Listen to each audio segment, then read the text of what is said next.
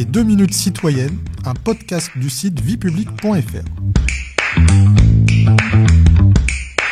Bonjour à tous, je suis Bertrand du site viepublique.fr et je vais vous présenter le concept de bloc de constitutionnalité. Tout d'abord, que désigne cette expression et de quand date-t-elle ? L'expression bloc de constitutionnalité désigne l'ensemble des textes et principes à valeur constitutionnelle que les lois doivent respecter.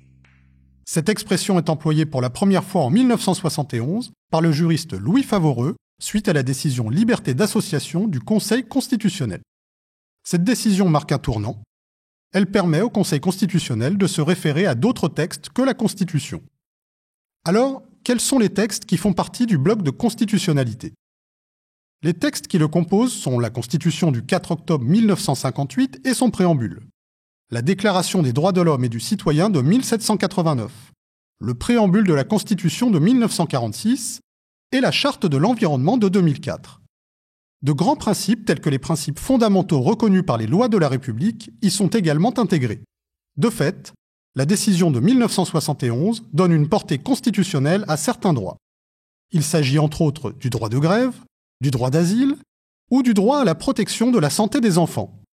On peut également citer la liberté d'association, la liberté de l'enseignement ou encore la sauvegarde de la dignité de la personne humaine.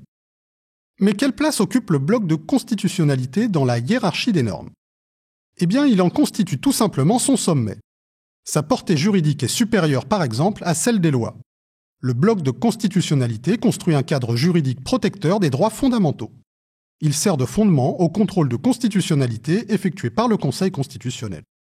Par l'extension progressive du bloc de constitutionnalité, le Conseil s'est ainsi érigé en garant de l'état de droit. Vous pouvez réécouter ce podcast et toutes nos séries sur vos plateformes préférées et notre chaîne YouTube. N'hésitez pas à vous y abonner. Et pour en savoir plus, rendez-vous sur notre site internet viepublique.fr et nos réseaux sociaux. On se retrouve très bientôt. Au revoir à tous.